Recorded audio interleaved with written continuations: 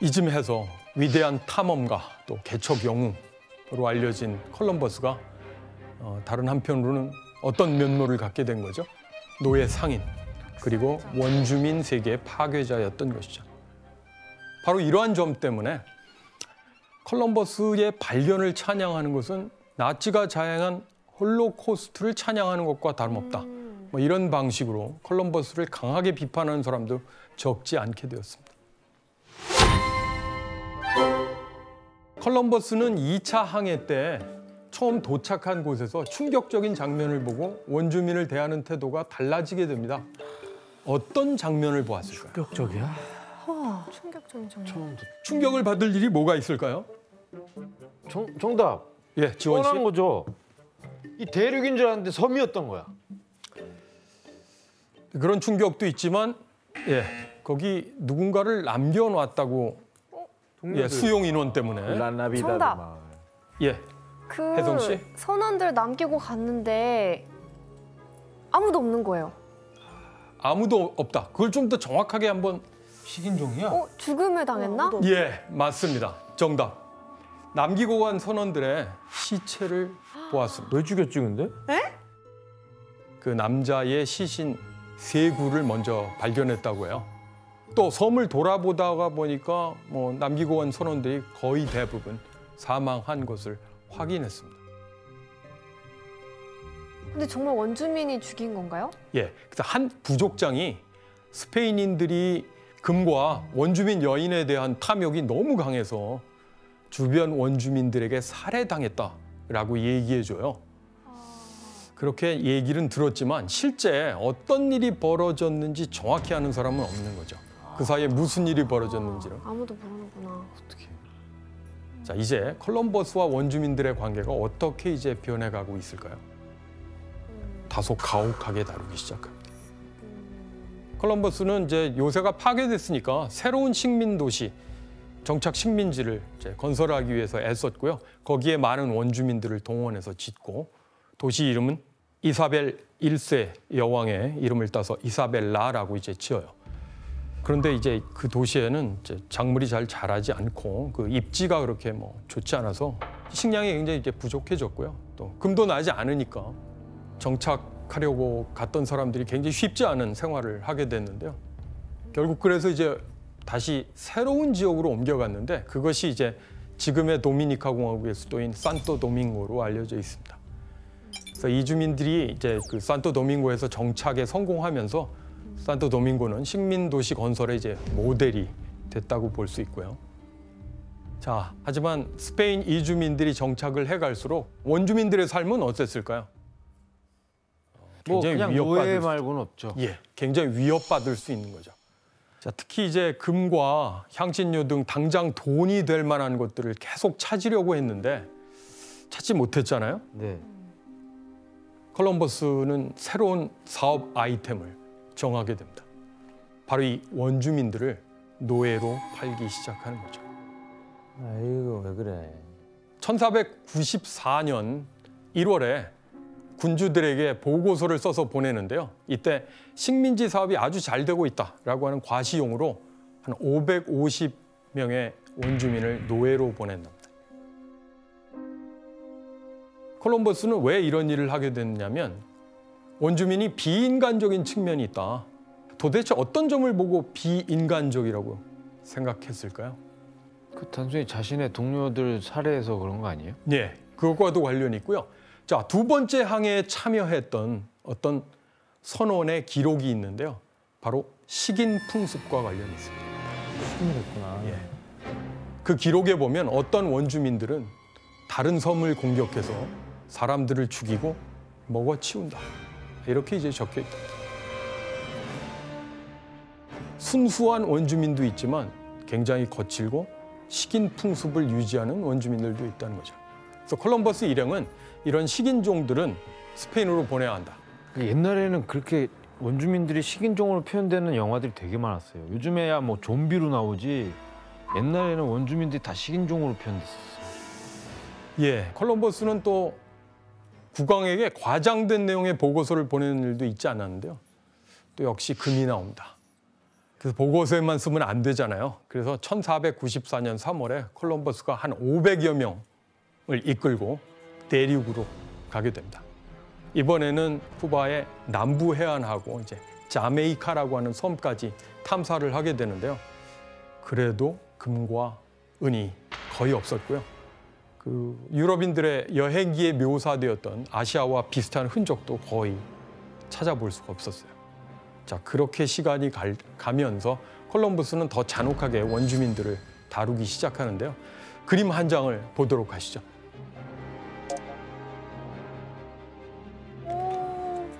사람 손을 잡고. 자, 어떤 장면인지 충분히 살펴보실 수 있죠. 손을 왜 다 너무 자르지? 잔인해. 예, 스페인인들이 원주민의 손목을 자르고 있는 모습이에요. 아마 이랬다는 것 같아요. 그러니까 원주민들이 금을 캐와라 이렇게 이제 할당됐는데 그걸 다 채워오지 못하자 굉장히 가혹하게 처벌한 것이라고 볼 수 있죠. 잔인하다, 잔인해. 저 뒤에 시체 덤이 보여요?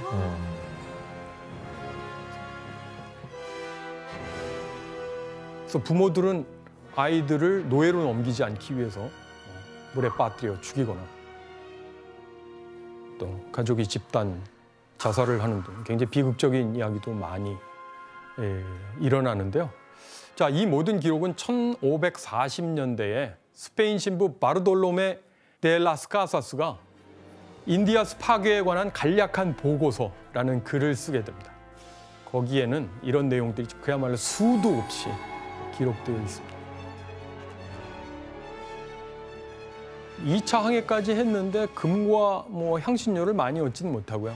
이렇게 원주민들을 노예로 삼아서 유럽에 판매하는 것, 그것이 이제 가장 큰 이익을 안겨준 항목이라고 이제 볼 수 있을 것 같아요.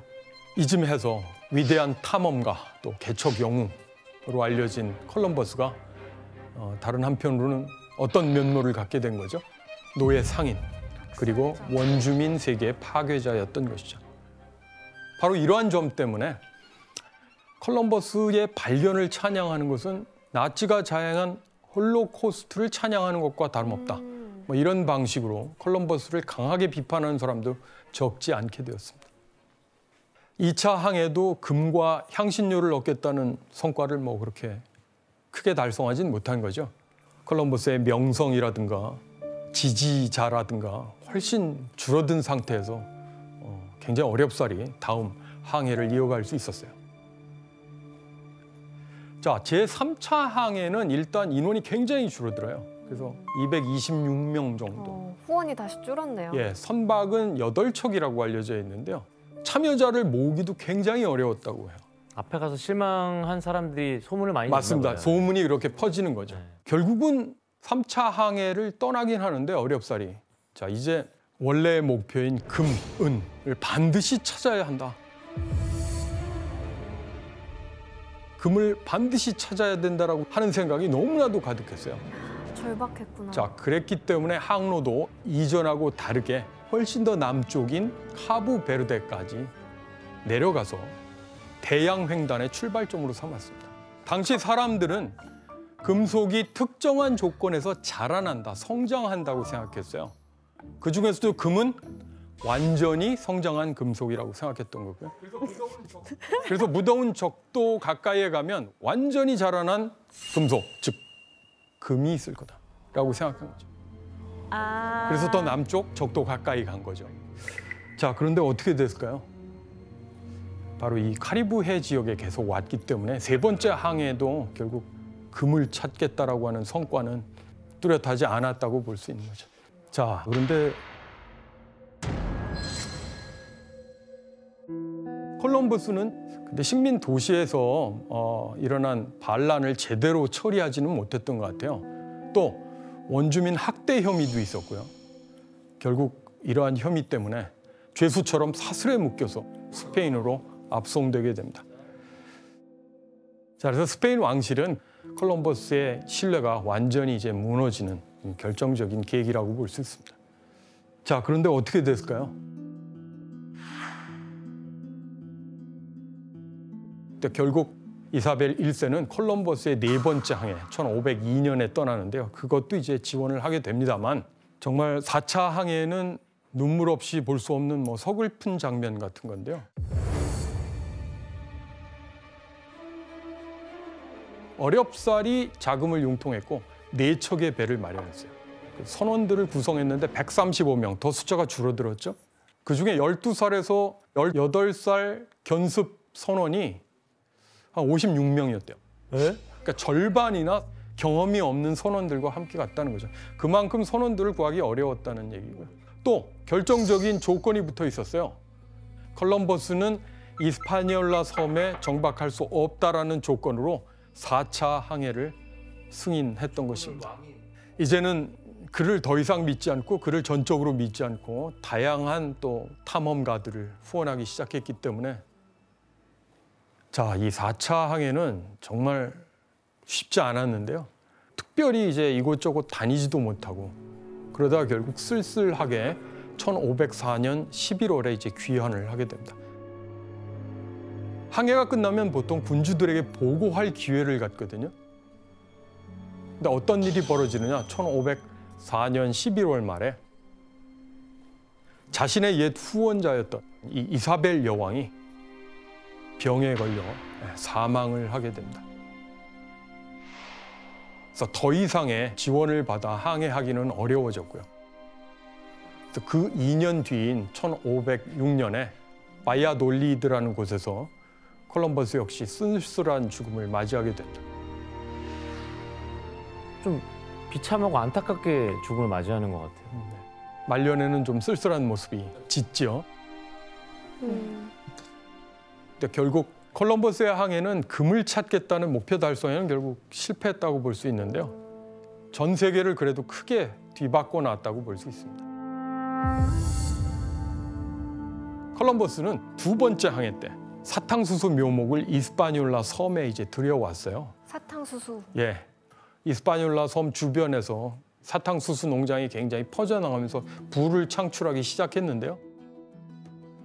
이런 두 세계 간의 접촉과 왕래가 많아진 건데요. 어떤 학자는 이걸 가리켜서 콜럼버스의 교환이라는 말로 정리했답니다. 한번 그림을 보실까요? 자, 아메리카 쪽의 것, 새로운 땅에서 유럽 또 아시아로 넘어간 품목. 일단 반면에 유라시아에서 아메리카로 들어온 품목을 이제 보시는 거죠. 근데 뭐 함정이 하나 있는 것 같은데, 선생님. 예, 천연두가 갑자기 저건 되게 안 좋은 거잖아요. 예, 맞습니다. 이 교환이라고 하는 것은 좋은 것만 교환을 하는 것은 아니고요. 네. 결국 이 지역에 사는 사람들에게 굉장히 치명적인 것도 의도치 않았지만 교환하게 되거든요. 여기 이제 가축이라고 썼는데요.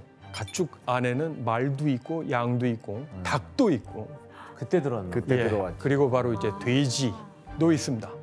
자, 어떤 기록이 있느냐면 아까 라스카사스 신부라는 분 소개해드렸는데 라스카사스 신부는 이렇게 얘기합니다. 그때 실려온 8마리가 오늘날 인디아스에 있는 모든 돼지들로 번식했고 그 수는 무한하다. 야, 돼지의 아담과 이브네요. 어떻게 보면 어떻게 보면 그러니까요. 맞아. 스페인인들이 발을 딛기 전에 아메리카에는 세 곳의 대표적인 원주민 문명이 있었어요. 마야, 잉카, 그리고 지금 우리가 온 멕시코 시에 자리하고 있었던 아스테카 문명. 아스테카 문명이 어떻게 스페인인들과 어쨌든 조우하면서 어떤 식의 변화를 겪었는지를 살펴보도록 하겠습니다. 콜럼버스가 끝내 금을 많이 못 찾았잖아요. 그래서 이제 수많은 스페인인들이 분명히 거기 있을 거라고 하는 생각들을 계속하고 아메리카 땅을 많이 찾아오게 됩니다. 그래서 1519년 무렵에 본격적인 대륙 정복의 시대가 시작됐는데요.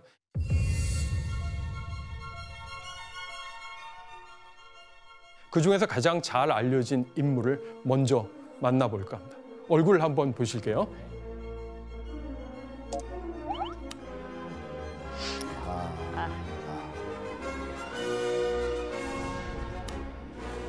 이 초상화 속 남자의 이름은 에르난 꼬르테스입니다. 라라 씨, 네, 익숙한가요? 물론이죠. 이 사람은 스페인 교과서에 많이 나오는 인물이라서 일단은 모르는 사람이 없어요. 군사 600명으로 아스테카 문명을 점령했고요. 그렇죠. 거기를 이제 정복했던 대표적인 인물이 코르테스라는 인물인데요. 코르테스는 콜럼버스가 정착 식민지로 삼기 시작한 쿠바에 머물고 있었는데요. 그중에 쿠바 총독이 코르테스를 대륙 탐험의 대장으로 임명했어요. 자, 그런데 총독의 대륙 탐사의 목적은 그 정착 식민지를 만드는 게 아니고 황금과 노예를 찾는 것이었거든요. 근데 총독이 보기에 코르테스가 그 이상의 야망을 갖고 있다라고 하는 것을 확인하게 돼서 총독이 코르테스를 그 탐험 대장의 직위에서 해임시켜 버려요. 예, 하지만 코르테스는 총독의 명령을 어기고 와, 그래도 돼요? 예, 항명을 한 거죠. 1519년 2월에 스페인인 100여 명, 그다음 원주민 300여 명, 대포 10문을 실은 배 11척을 이끌고 내륙으로 오게 됩니다.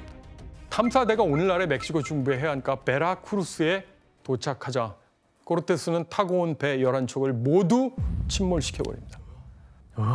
안 돌아간다는 네, 얘기구나. 목표를 달성하기 전까지 결코 돌아가지 않겠다라는 의지를 그런 식의 이제 배를 침몰시킨 거죠. 그럼 이 에르난 코르테스의 베라크루스 도착을 그린 그 그림 한 장을 보고 갈게요. 네, 무엇이 보이나요? 교환하고 있는 거 아니에요? 맨 앞에 뭐 동전을 건네주는 저 사람이 알려지기로는 에르난 코르테스라고 하고요. 자, 원주민에게 낙인을 찍는 모습을 보이죠. 일종의 이제 노예 흔적을 남기는 방식이 아닐까 생각합니다. 또는 저 위쪽에 가면 뭔가 원주민의 목을 매달아 처형하는 그리고 장면. 일을 시키고 있네요. 예, 채찍을 든 사람, 그 유럽인 같죠? 코르테스가 그 멕시코에서 한 일을 단적으로 보여주는 벽화라고 볼 수 있는데요. 자, 그래서 결국 이런 걸 통해서 코르테스는 베라크루스 주변에 있는 원주민 부족들을 이제 제압하기 시작하고 아스테카가 있다는 저 중앙 고지대를 바라보기 시작합니다. 자, 그 과정에서 코르테스 원정대에게 큰 힘을 줄 어떤 부족과 만나게 됩니다. 자, 발음이 어려운데요. 뜰락스칼라라고 하는 부족이었고요. 결국 코르테스 원정대를 만난 뜰락스칼라 부족은 뭐 서로 이제 처음에 싸우게 됩니다.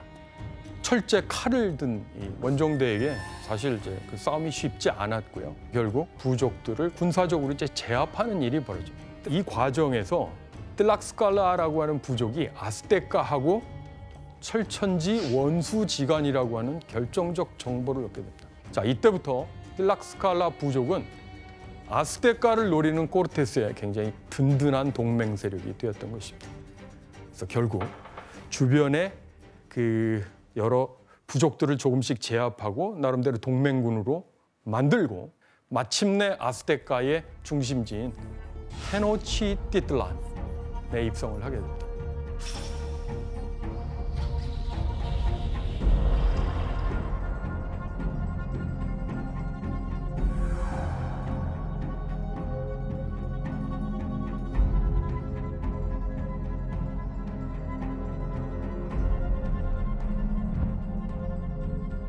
그 수도의 모습 한번 보도록 하죠. 와우. 자, 어떤 특징이 있죠? 요새 같은데요, 요새? 네. 이곳은 텍스코코라고 하는 호수 위에 세워진 도시였어요. 당시 아스테카 제국은 다양한 부족들을 병합해서 엄청난 인구를 유지하고 있었거든요. 또 많게는 거의 2,500만 수준이었다고 해요. 그리고 테노치티틀란만 해도 20만 명이 살고 있었다고 알려져요. 근데 이건 어마어마한 숫자인데요. 당시에 유럽에 있었던 큰 도시, 런던이나 아무래도 파리가 떠오를 텐데요. 여기가 1700년까지 10만 명 정도를 유지한다고 봅니다. 와, 그거보다 큰 거네.